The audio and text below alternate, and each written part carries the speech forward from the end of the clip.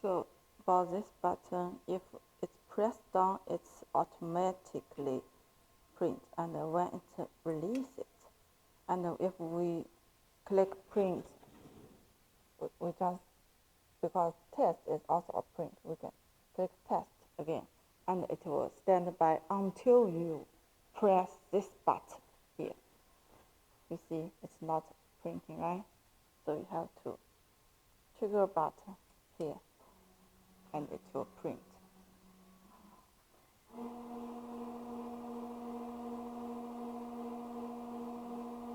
So for any printing like designs or the nozzle check, it's all the same.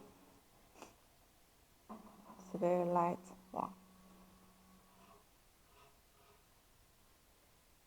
So if you release this one, you must press this one to trigger the print.